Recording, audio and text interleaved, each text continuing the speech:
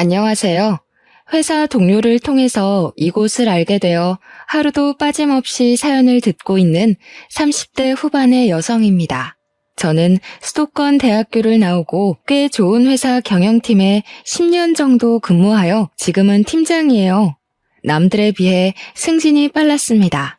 그리고 제 입으로 말하기 부끄럽지만 학교에서나 회사에서나 남들에게 싫은 소리 듣지 않고 나름대로 인정을 받으며 잘 살아왔어요.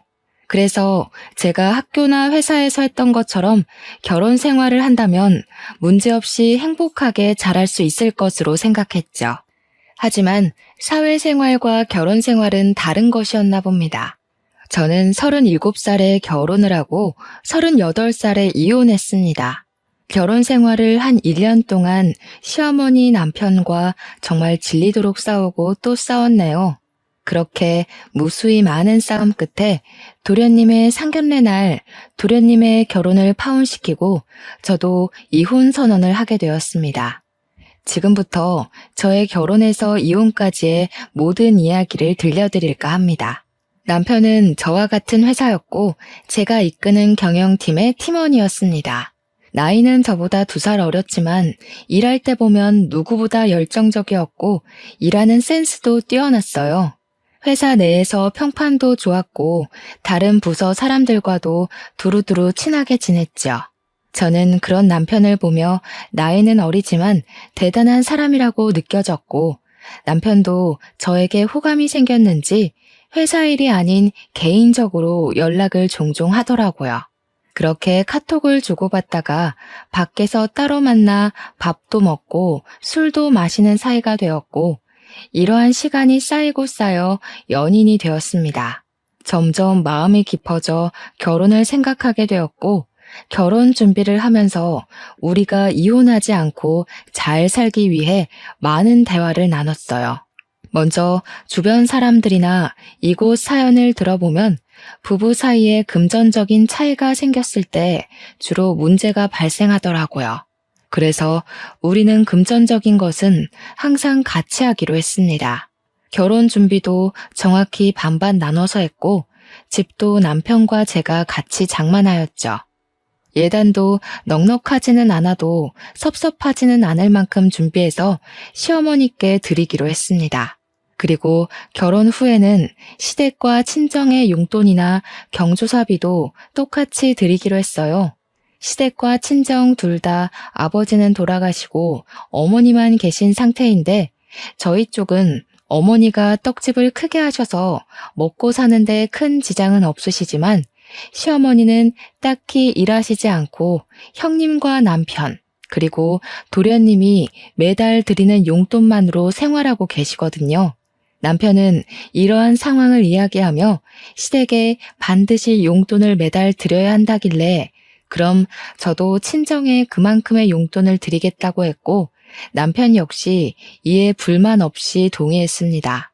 어떤 분들은 부부 사이에 너무 계산적이지 않냐고 생각하실지도 모르겠어요. 하지만 제 주변에서 시댁에는 용돈을 많이 드리고 친정에는 용돈을 적게 드리는 이유로 싸우다가 결국에는 이혼까지 하는 후배도 보았고 처음부터 확실히 이런 부분을 이야기하지 않고 참고만 살다가 나중에 서로에게 크게 상처 주는 부부도 봐서 일부러 돈에 관련돼서는 확실하게 정리를 하였습니다.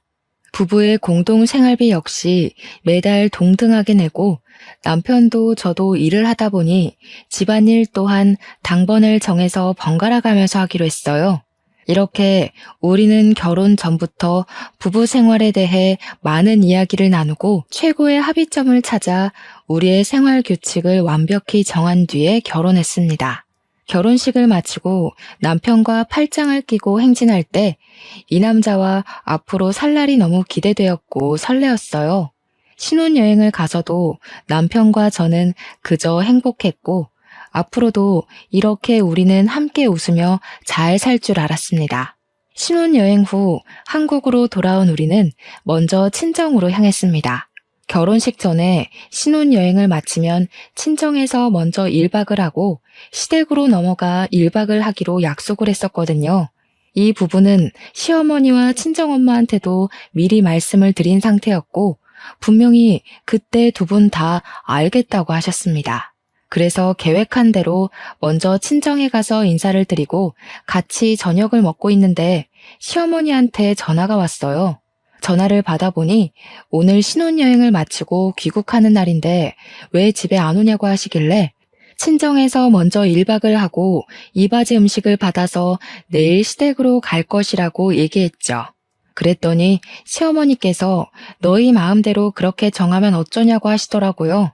저는 결혼식 전에 미리 말씀드렸고 어머니도 그때 알겠다고 하시지 않았냐고 했더니 그런 소리 들은 적 없다고 하시는 게 아니겠어요? 그러면서 원래 결혼하면 시댁에 먼저 와야 한다며 음식도 이미 다 해놨고 친정과 시댁이 멀지 않으니 바로 오라고 하셨습니다. 그런데 이미 친정의 짐도 다 푼 상태에서 밥을 먹고 있었는데 갑자기 어떻게 다시 갑니까? 그래서 시어머니께 죄송하지만 이미 말씀드린 부분이고 지금 시간도 늦었으니 내일 가겠다고 했습니다. 그러자 시어머니는 씩씩대며 그냥 전화 끊어버리셨어요. 기분이 찜찜하긴 했지만 그래도 내일 가서 남편과 제가 잘 말씀드리면 되겠지 싶어 따로 다시 전화를 드리지 않았습니다. 그리고 다음날 친정엄마가 준비해주신 이바지 음식을 받아서 시댁으로 향했어요. 시댁에 도착하니 시어머니 제게 뚱한 표정을 지으시며 이제야 왔냐고 하시더라고요. 원래 여자는 결혼하면 뭐든지 친정보다는 시댁이 먼저여야 하는데 어떻게 신혼여행 후에 시댁에 먼저 올 생각을 안 하고 친정부터가 아니? 앞으로는 그런 식으로 하면 안 된다. 이제 너는 이 집 사람이니 죽어서도 이 집 귀신이 되어야 해. 에이, 우리 엄마가 왜 이러실까? 지금이 무슨 조선시대도 아니고 무슨 시댁이 먼저야. 엄마, 요새 그런 말 하면 큰일 나. 꼰대 소리 듣는다고요. 요새는 시댁도 처가댁도 공평하게 해야 해. 무슨 말도 안 되는 소리를. 네가 지금 우리 현수보다 나이 많고 팀장이라고 현수 조종해서 시댁을 얼렁뚱땅 넘어갈 생각하지 마라. 알겠니? 네가 나이가 많아도 그래도 현수는 너의 남편이야. 너네 집의 가장이라고. 엄마, 나보다 우리 와이프가 돈 더 잘 벌어. 우리 집의 실질적인 가장은 미진이 누나라고. 이게 아주 큰일 날 소리를 하고 있네. 안사람한테 누나가 뭐니 누나가. 이제는 안사람이라고 불러. 그리고 너네 집의 가장은 너야. 네가 돈을 더 적게 벌어도 그래도 넌 이 집의 장남이자 가장이라고. 그리고 미진이 너도 이제 현수라고 하지 말고 꼬박꼬박 현수씨라고 존칭 써. 남편은 시댁이 우선시 되어야 한다는 시어머니의 발언에 열심히 제 편에서 말을 하려 했지만 시어머니는 꿈쩍도 안 하고 오히려 분위기가 더 안 좋아졌어요. 솔직히 시어머니의 말이 달갑게 들리지도 않았고 평소 같았으면 조목조목 따지고 대판 싸웠겠지만 결혼 후 처음으로 시댁에 오는 자리이고 남편도 열심히 노력하는 것이 보여서 그냥 가만히 있었습니다. 그 뒤로도 시어머니는 이바지 음식을 직접 만들어 와야지 업체에다가 사는 게 어딨냐면서 뭐라고 하셨어요. 친정엄마가 떡집 때문에 바쁘셔서 직접 요리를 못 하시긴 했지만 이바지 음식으로 유명한 업체에다가 비싼 돈 들여서 일부러 준비해 주셨거든요. 그런데 그런 음식을 가지고 뭐라고 하시니 기분이 많이 상했습니다. 그래도 남편이 중간에서 시어머니의 말을 잘 막아줘서 그냥 꾹 참으며 아주 불편하게 시댁에서의 첫날 밤을 보냈습니다. 우리는 모든 일정을 무사히 마치고 다시 일상으로 돌아왔어요. 저와 남편은 결혼 전에 약속한 대로 공동 생활비도 동등하게 내고 집안일도 같이 하며 나름 즐겁게 생활하고 있었습니다. 그렇게 한 달 정도 후 시댁과 친정 식구들을 모시고 집들이 하기로 하고 먼저 시댁 식구들을 초대했습니다. 제가 직접 음식을 다 하고 싶었지만 평일에는 일하느라 바빠서 어쩔 수 없이 밀키트를 사서 상을 차렸어요. 상이 얼추 차려지니 도련님은 회사에 급한 일이 생겨서 가지 못하겠다고 전화가 오고 시어머니와 형님만 오셨습니다. 시어머니는 집을 둘러보시다가 부엌에 있던 밀키트 포장지를 보시고서는 사람을 초대했으면 직접 음식을 만들어야지 무슨 밀키트를 쓰냐며 뭐라고 하셨어요. 형님은 요새는 밀키트도 잘 나오고 무엇보다 회사 다니느라 바쁜 사람인데 어떻게 장보고 음식을 만드냐고 하며 제 편을 들어주시더라고요. 하지만 시어머니는 나는 젊을 때 애도 보고 어른도 모시고 요리도 직접 다 해다가 먹었는데 그게 그렇게 어렵냐며 뭐라고 하셨습니다. 그리고서는 일단 배고프니 밥을 먹자고 하는데 정말 국물 하나 남기지 않고 싹싹 긁어 드시더라고요. 식사를 마치고 뒷정리를 하는데 원래 오늘 설거지 당번이 남편이었으나 집들이 때는 혼자서는 힘들 것 같아 같이 하기로 했습니다. 그래서 저는 그릇을 옮기고 남편이 설거지를 먼저 시작하려고 고무장갑을 끼고 있었어요. 현수야, 너 지금 이게 뭐 하는 짓이야? 네가 지금 설거지를 한다고? 네 마누라가 있는데 네가 왜 설거지를 해? 엄마, 당연히 우리 집이니까 내가 설거지 해야지. 그리고 오늘은 원래 내가 설거지 당번인 날이야. 뭐?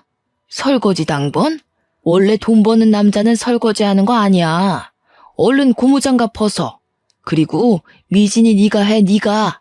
어머니, 제가 집에서 노는 사람도 아니고 저도 현수랑 똑같은 회사에서 일하는데 현수는 왜 설거지를 하면 안 되고 제가 다 해야 해요? 우리 집인데 당연히 우리 같이 설거지 해야 하는 거 아닌가요? 이게 지금 어디서 말대꾸야? 원래 설거지는 당연히 며느리가 하는 거다. 며느리가. 얼른 네가 해. 그리고 지금 나이 많다고 유세니? 네 남편한테 현수가 뭐니 현수가? 현수 씨라고 불러. 엄마 도대체 왜 그래? 그냥 가서 누나랑 앉아서 과일이나 먹고 있어. 내가 하고 싶어서 한다고 내가. 누나, 얼른 엄마 좀 데리고 가. 시어머니는 형님의 손에 이끌려 부엌에서 나갔어요. 저와 남편 둘이 같이 설거지 하는데 생각하면 할수록 시어머니의 말이 너무 화가 나더라고요. 그래도 남편이 설거지하면서도 자꾸 제 눈치를 보고 미안하다고 하고 또 무엇보다 제 편에 있는 것이 보이니 고마웠습니다. 설거지를 마치니 밖이 벌써 어둑어둑하더라고요. 이제는 시어머니와 형님이 집에 가셨으면 싶은데 일어날 생각이 하나도 없고 거실에서 TV를 보며 맥주를 마시고 계셨어요. 어머니, 밖에 어두워졌는데 언제 집에 가실 거예요? 내일 월요일이라 저희도 이제 좀 쉬고 출근 준비도 해야 해서요. 집에 가기는 뭘 가? 오늘 여기서 자고 가야지. 설마 집들이에 초대해놓고 잠도 안 재워주고 보내려고? 엄마, 오늘 자고 가는 거야? 집에 내일 아침에 마땅히 먹을 것도 없는데 괜찮겠어? 나는 엄마 우리 집에서 주무시고 가는 거 좋기는 하지만 혹시라도 엄마 불편할까봐 걱정되네. 난 여기도 편해. 내 아들 집이 내 집이고 그런 거지 뭐.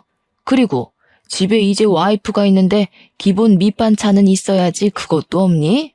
도대체 살림을 하는 건지 마는 건지. 내일 아침은 그냥 간단히 라면을 먹던가 하고 얘 며느리야. 집에서 편하게 입을 옷 좀 줘봐라. 시어머니와 형님은 집에 갈 생각이 정말 하나도 없어 보였습니다.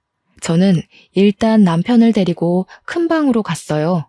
그냥 오늘은 집에 가시라고 말해달라고 했더니 남편은 엄마인데 어떻게 쫓아내냐고 하며 오늘 하루만 이해해달라고 부탁하더라고요. 정말 짜증이 났지만 그래도 오늘 시어머니가 뭐라고 할 때마다 중간 역할을 잘해줘서 그냥 알겠다고 했습니다. 그날 밤 잠을 자야 하는데 시어머니는 밤늦게까지 맥주를 드시며 TV의 볼륨을 높여서 보시더라고요. 결국 저는 시끄러워서 잠을 거의 자지 못했네요. 아주 피곤한 몸을 이끌고 저와 남편이 출근 준비를 하고 있는데 작은 방에서 시어머니가 나오셨어요. 바로 출근하니? 밥은? 현수 아침은 안 먹이니? 저희 평일에는 서로 바빠서 아침은 집에서 먹지 않고 회사 근처 편의점에서 간단히 먹어요. 차리고 치우고 하면 회사 늦어서요. 뭐? 남편이 일하는데 따뜻한 밥을 집에서 먹여야지. 어떻게 만든지도 모르는 편의점 음식을 왜 사서 먹여? 너 정말 너무한 거 아니야? 어머니, 저도 회사에서 일해요. 제가 유세 떠는 것처럼 보일까봐 제 입으로 이런 말 하지 않으려고 했는데 엄밀히 말하면 회사에서 제가 현수 씨보다 일도 더 많이 하고 돈도 더 많이 벌어와요. 그런데 그런 제가 매일 현수 씨 밥까지 챙겨줘야 해요? 누나, 말이 좀 그렇다. 내가 언제 아침밥 달래? 그런 것도 아닌데 왜 말을 그렇게 해? 저는 어제부터 사사건건 트집 잡고 구박하는 시어머니한테 말을 더는 좋게 못하겠더라고요. 그래서 저도 모르게 말이 거칠게 나와버렸어요. 시어머니는 제 말에 아주 황당하다는 표정을 짓고 저는 에라 모르겠다는 심정으로 그냥 나와버렸습니다. 잠시 뒤 남편도 나오고 우리는 같이 차에 타서 회사로 향했어요. 평소에는 차 안에서 이런저런 얘기를 많이 나눴지만 오늘은 남편과 말하기도 싫고 딱히 할 말도 없어서 그냥 조용히 가고 있는데 남편이 먼저 말을 꺼내더라고요. 누나가 엄마 때문에 스트레스 받는다는 건 알겠는데 엄마한테 말 좀 이쁘게 해줄 순 없어? 엄마가 옛날 사고방식을 가지고 있기도 하고 솔직히 엄마 세대들은 당연히 그런 줄 알고 살아왔잖아. 내가 평소에 잘할 테니까 엄마 앞에서만 엄마 뜻에 따르면서 생활하자. 나 우리 엄마랑 누나랑 이렇게 싸우는 거 너무 싫어. 나랑 어머니랑 싸우는 게 다 내 잘못이니? 그리고 너 어머니 아들이기도 하지만 나와 가정을 이룬 부부이기도 해. 그동안은 어머니 아들로 설거지 한 번도 안 하고 살아왔을지 몰라도 이제는 바뀌었다고. 게다가 어머니 앞에서는 설거지고 집안일이고 다 내 차지면 우리가 결혼 전에 그렇게 오랜 시간 대화를 나누며 정했던 우리 부부의 생활 규칙은 뭐가 되니? 이 규칙만은 절대 깨지 말자고 다짐하고 또 다짐했는데 어머니 때문에 1년도 못 가서 이렇게 깨진다는 게 말이 돼? 규칙이 반드시 지켜야 할 법도 아니고 상황에 따라서 좀 깨질 수도 있고 하는 거지. 우리 엄마 앞에서 설거지하고 집안일 더 하는 게 그렇게 불만이야? 막말로 우리가 엄마를 모시고 사는 것도 아니고 어쩌다가 한 번 있는 일이잖아. 그런데 꼭 그렇게 한마디도 지지 않고 따져야 속이 시원해? 나 솔직히 설거지 더 할 수 있고 집안일도 더 할 수 있어. 그런데 나는 설거지 횟수, 집안일의 비중 때문에 화가 나는 게 아니라 너와 내가 동등하게 같이 일해서 돈을 버는데 나는 며느리니까 아침밥도 차리고 설거지도 해야 하고 너는 남편이니까 아침밥 얻어먹어야 하고 설거지는 하면 안 된다고 하는 어머니의 마인드가 너무 싫어. 그리고 어머니는 그렇게 생각하실지 몰라도 그런 생각을 나에게 강요하시는 것도 너무 싫다고. 그냥 대충 네네 하고 좋게 넘어갈 수는 없어? 우리가 결혼 생활하면 엄마가 돌아가시기 전까지는 계속 이런 일로 누나랑 엄마랑 다퉈야 할 텐데 그냥 융통성 있게 넘어갈 수도 있잖아. 안 그래? 그렇게 한 번, 두 번 대충 네네 하고 넘어가면 당장은 조용하겠지. 그런데 과연 우리가 진짜 행복하게 살 수 있을까? 너야 편하겠지만 나는 절대 그리 못해. 그리고 내 성격상 분명히 언젠간 크게 폭발하고 말 거야. 그래서 애초에 그러기 전에 제대로 짚고 넘어가자는 거야. 남편과 저는 서로의 생각의 차를 좁히지 못한 채 회사에 도착했고 바로 일을 시작했습니다. 그날은 거래처가 오전부터 방문해서 회의실에서 미팅하고 있는데 시어머니한테 전화가 왔어요. 하지만 제가 도무지 전화를 받을 수 없는 상황이라 무시했죠. 그렇게 1시간 정도 지난 후 무사히 미팅을 마치고 사무실로 가니 사장님이 저를 부르시더라고요. 제가 회의실에 있는 동안 제자리에 전화가 쉬지 않고 계속 울려서 사장님이 받아보니 제 시어머니셨대요. 그런데 시어머니가 화가 단단히 나 계셨다면서 집에 무슨 일 있냐고 물으셨습니다. 저는 별일 아니라고 했더니 사장님은 집안일을 회사로까지 끌어들이지 말라며 한 소리 들었네요. 저는 일단 시어머니한테 전화를 걸었어요. 너는 내가 전화를 그렇게 했는데 안 받고 도대체 뭐 하니? 아무튼 그건 그렇고 너는 도대체 여자가 돼서 살림을 하는 거야 마는 거야? 아주 냉장고는 텅텅 비어있지 방은 개판이지. 서랍도 아주 엉망진창이더라. 뭐 있는 게 하나도 없다 하나도. 도대체 우리 현수 밥은 제대로 챙겨주는 것인지 현수 아내로서 한 일이 뭐가 있어? 어머니, 겨우 그거 따지시려고 그렇게 전화하신 거예요? 그리고 우리 집이 그렇게 엉망진창이면 그냥 집에 가시면 되잖아요. 아니, 왜 집에 계셔서 그렇게 스트레스를 받으세요? 겨우? 현수 먹는 것인데 제대로 챙겨야지. 안 그래도 너네 집 꼬락서니 보기 싫어서 지금 집에 간다. 우리 현수 굶기지 말고 잘 먹여라. 알겠니? 죄송하지만 저는 현수 씨의 엄마가 아니라 배우자입니다. 그리고 현수 씨가 아기도 아니고 제가 왜 밥을 먹여줘야 합니까? 어른인데 배고프면 알아서 먹겠죠. 그리고 지금 회사라서 더는 전화 못 받습니다. 회사로 더 전화하시면 어머님의 귀하신 아드님도 곤란해질 테니 그리 아세요. 저는 시어머니한테 하고 싶던 말 다 하고 전화를 끊고 다시 일하려는데 남편과 같이 한 사무실에 있기 너무 불편하더라고요. 그 전날 잠도 못 잤고 일은 많고 시어머니는 난리를 치시는데 지금 생각해도 그날 무슨 정신으로 일을 했는지 모르겠네요. 그리고 시간이 흘러 그 주 주말이 되어 친정의 집들이 날이 되었습니다. 저는 이번에도 음식을 준비할 시간이 없어서 밀키트로 음식을 대신했어요. 저희 엄마는 시어머니와는 다르게 음식 준비하느라 고생 많았다고 하시며 제가 평소에 좋아하는 밑반찬을 한가득 챙겨오셨더라고요. 기분 좋게 식사를 마친 뒤 시어머니도 1박을 하고 갔으니 친정엄마도 1박을 하라고 이야기했어요. 그런데 남편의 표정이 좋지 않더라고요. 친정엄마는 남편의 눈치를 보다가 그냥 여기보다 집이 편하다며 집에 가버리셨답니다. 저는 남편에게 너무 서운했어요. 엄마가 가자마자 시부모님이랑 형님은 우리 집에서 주무시고 가시고 친정엄마는 딸 집에 처음 왔는데 주무시지도 못하냐며 따졌습니다. 그랬더니 남편은 너무 유치한 논리인 거 아니냐며 화를 내더라고요. 제가 완전 어이없어 하는데 그 뒤로 하는 말이 더 황당했습니다. 남편 말이 저와 시어머니는 같은 여자이니 덜 불편하겠지만 남편과 저희 엄마는 성별이 다르니 너무 불편하다는 거예요. 그래서 우리 엄마가 이 집에서 같이 자는 것은 안 된다는 이상한 논리를 펼치고 있더라고요. 저는 너무 기가 막혀서 말이 다 나오지 않았어요. 더 말하면 진짜 제대로 싸우고 이혼 도장을 찍을 것만 같아서 그냥 방으로 들어가 버렸습니다. 다음날 감정이 좀 진정돼서 다시 말해볼까 했지만 이미 지나간 일이기도 하고 앞으로 이렇게 시어머니와 친정엄마가 우리 집에 와서 잘 일이 얼마나 있겠냐는 생각에 더는 얘기하지 않기로 했네요. 그렇게 일주일 정도는 어색하고 서먹하게 지내다가 시간이 지나니 서운한 감정이 누그러들더라고요. 그래서 다시 이전처럼 그냥저냥 나쁘지 않게 지냈어요. 그리고 첫 명절이 다가왔습니다. 시댁이나 친정이 정확히 집에서 1시간 거리라 그냥 다녀만 오려다가 그래도 처음 맞이하는 명절이니 시댁, 친정 모두 하룻밤을 같이 지내고 오기로 했답니다.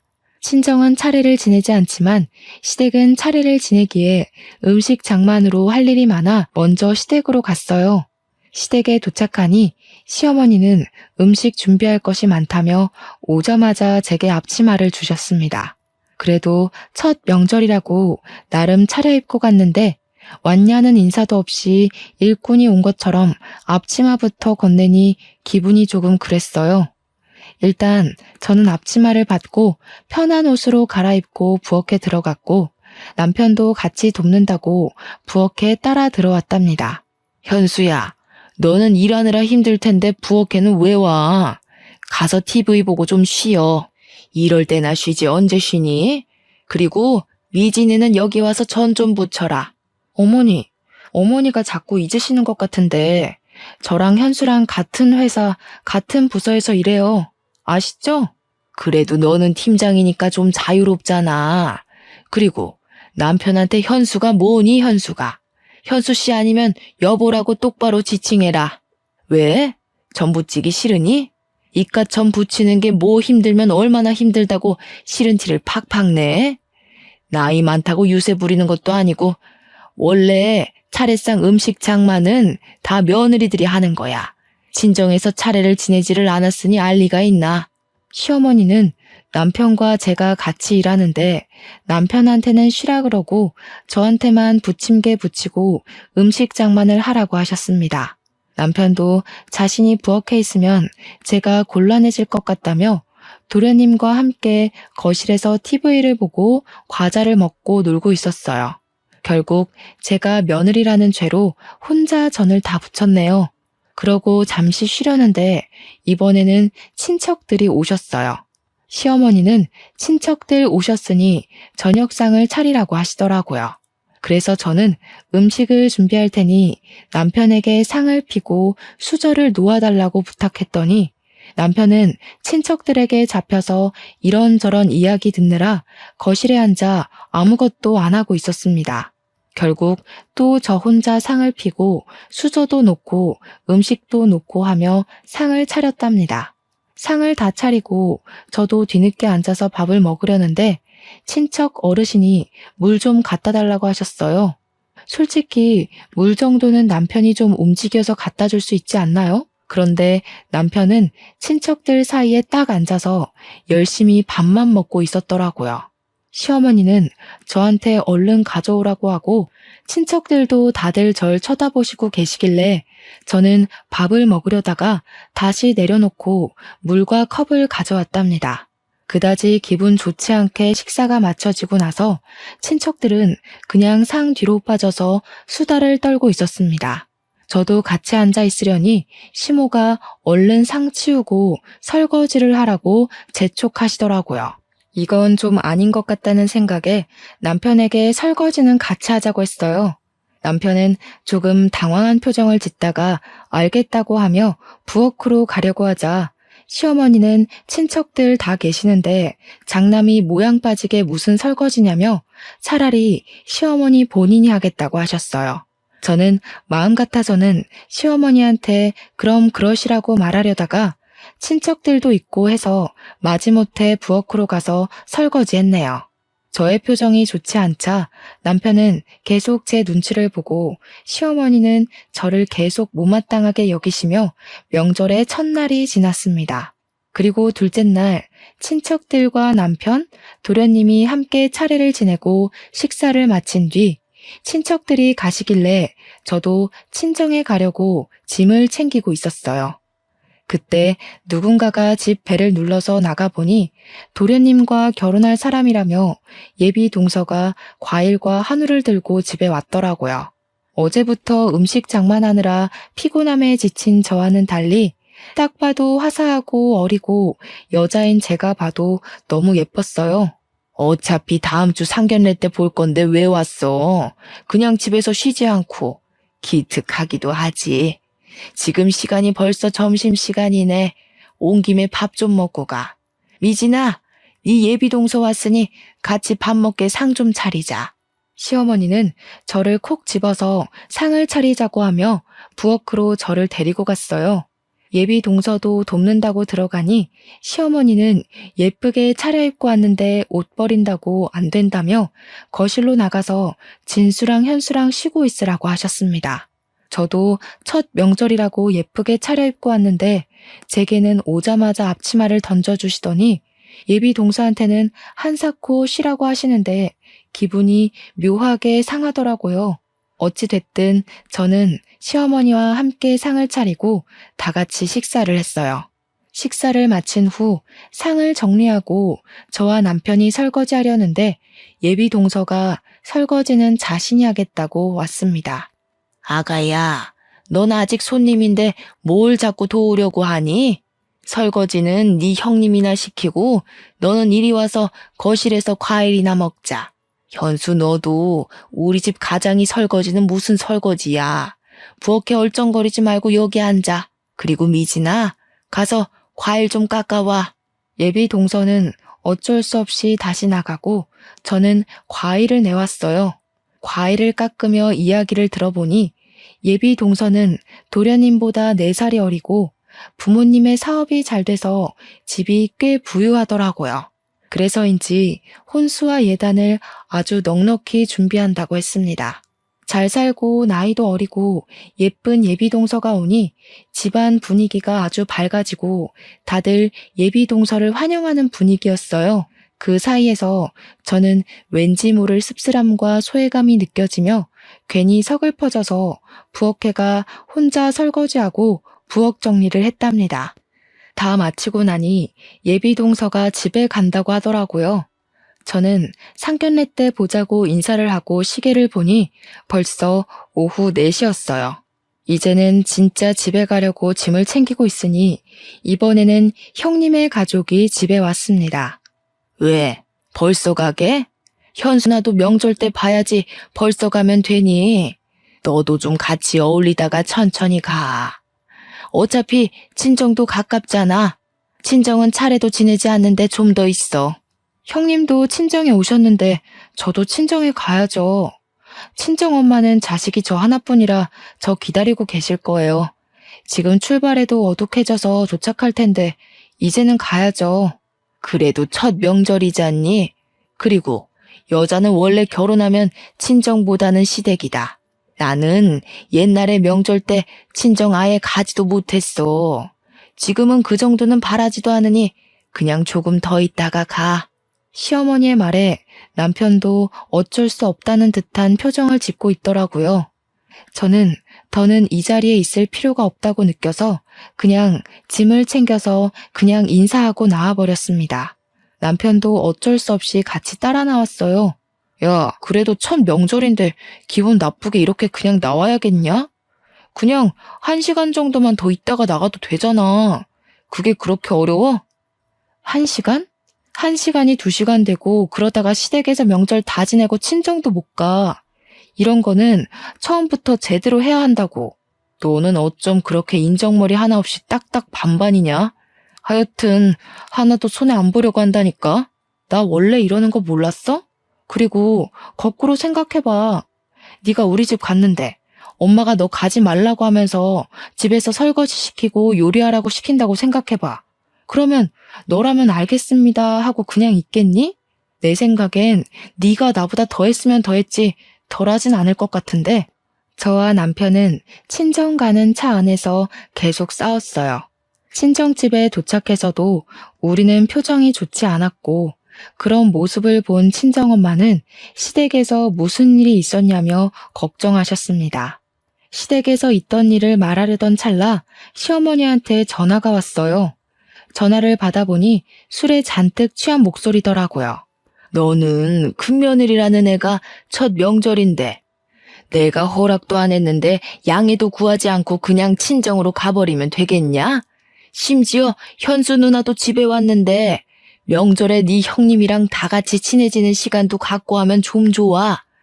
여자는 결혼하면 출가 외인, 여자는 결혼하면 친정사람 아니니까 친정에 발도 들여놓으면 안 된다고. 그것도 모르는 게 무슨 회사의 팀장이라고. 어머니, 제가 명절에 제 엄마를 보러 가겠다는데 그게 어머니께 허락까지 받아야 할 일인가요? 제가 시댁에 들리지 않고 친정에 가겠다는 것도 아니고 친정이 가면 안 되는 것도 아닌데 허락을 받고 양해를 구해야 한다는 게 제 선에서는 이해가 가지 않네요. 심지어 형님은 친정에 왔는데 저는 친정에 아직 가지 말라니. 그게 무슨 경우예요? 이게 뭘 잘했다고 말댔구야? 친정에서 시어미한테 그렇게 하라고 가르치디? 지금 당장 와, 당장. 출가 외인이 어디서 명절 때 친정을 가고 있어? 그리고 딸하고 며느리하고 같아? 출가 외인은 예전에나 있던 말이죠. 남녀가 동등하게 결혼 준비를 하고 돈도 같이 버는 이 시대에 출가 외인 타령하시는 건 아닌 것 같은데요. 그리고 다시는 술 드시고 제게 이렇게 전화하지 마세요. 저는 어머니의 말씀대로 딸이 아니라 며느리입니다. 술 취한 어머니의 주정을 딸은 들어드릴 수 있어도 며느리인 저는 들어드릴 수 없습니다. 전 제 할 말을 다 하고 시어머니의 전화를 일방적으로 끊었습니다. 그랬더니 시어머니는 남편 핸드폰으로 전화해서는 며느리 눈치 보느라 못 살겠다며 하소연을 하시는 것이 아니겠어요. 그때 저와 엄마는 남편과 같이 있어서 시어머니가 뭐라고 하는 것을 친정엄마가 다 듣게 되었어요. 엄마는 화가 단단히 나서 남편의 핸드폰을 뺏어갔습니다. 사돈, 듣자 하니까 정말 너무하시네요. 저랑 동년배이신데 어쩜 그렇게 사고가 꽉 막혀 있으신지 6.25 전쟁까지 겪으신 제 시어머니보다 더 꽉 막히셨네요. 정말 제가 저희 딸을 그 집으로 시집 보낸 것이 너무 후회스럽네요. 일단 지금은 술 취하신 것 같으니 전화 끊으시고 더는 추태 부리지 마세요. 아시겠어요? 엄마는 술 취한 시어머니한테 따끔하게 한 소리하고 그냥 전화를 끊어버리셨습니다. 바로 다시 시어머니의 전화가 계속 울리고 남편이 받으려 했지만 제가 지금 전화를 받으면 바로 이혼이라고 하니 전화를 받지 않았어요. 그렇게 살얼음판 같았던 명절이 지났답니다. 명절이 지나고 오랜만에 출근한 날 회사에서 일하는데 1층에서 시끄러운 소리가 들려 나가보니 시어머니가 회사 문 앞에서 사람들과 싸우고 있더라고요.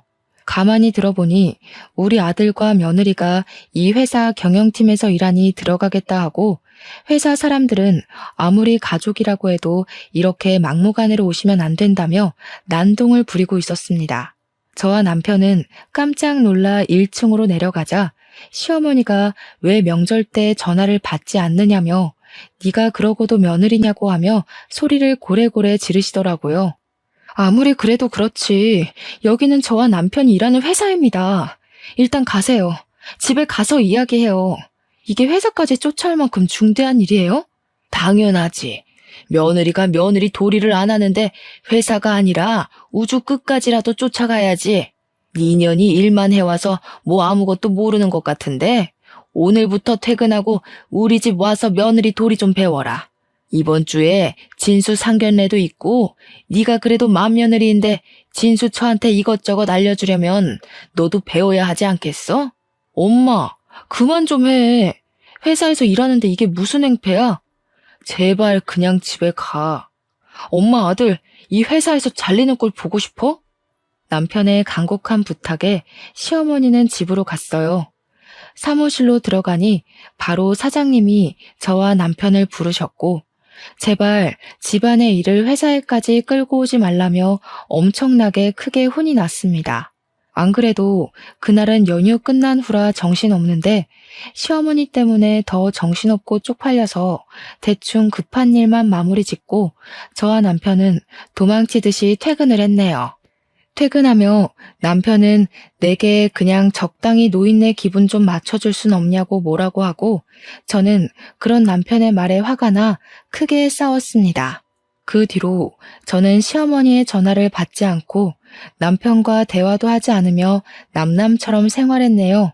그리고 도련님의 상견례 날이 왔어요.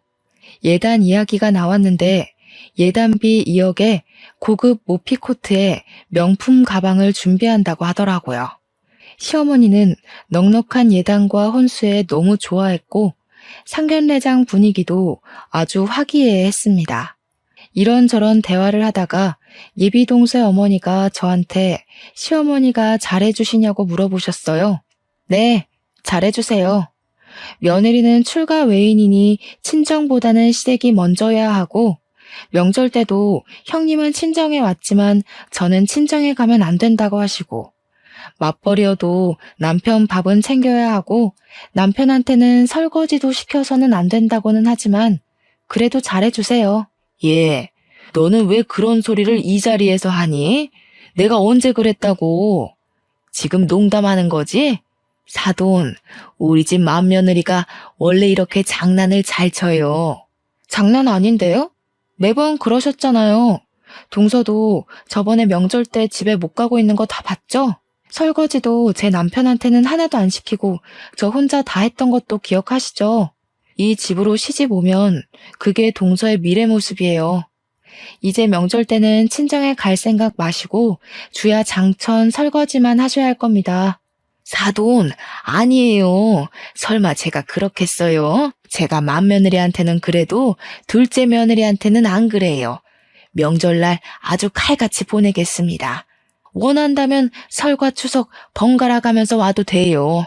맏며느리는 일만 해서 뭘 잘 몰라서 제가 가르친다고 그런 거고 우리 둘째 며느리한테는 안 그럴 거예요. 저와는 다르게 둘째 며느리가 넉넉하게 예단과 혼수 준비해 가서 그러신가 보죠? 우리 시어머니는 예단으로 며느리를 차별하는 그런 분이셨네요. 저는 성격이 좋지 않아서 그런 차별 대우 받고서는 이 집 큰 며느리로 못 있겠네요. 죄송하지만 이제 며느리 노릇 못 해먹겠어요. 그쪽도 저처럼 고생하기 싫으면 얼른 도망치세요. 남편이 좋아도 시어머니 자리가 별로면 아무래도 힘들더라고요. 저의 폭탄 발언에 예비 동서 가족의 표정이 굳어지고 시어머니는 당황해 하시더라고요. 결국 예비 동서의 부모님은 이 결혼 생각해 보겠다고 하고 자리를 박차고 나갔습니다. 야, 너는 동생 상견례 자리에서 꼭 이렇게까지 해야 해? 진짜 독종이다, 독종. 이혼하자, 이혼해. 나야말로 바라던 바야. 어머니, 도무지 이 집에서 며느리 노릇 못하겠네요. 저는 며느리 자리 사표 내고 이혼하겠습니다.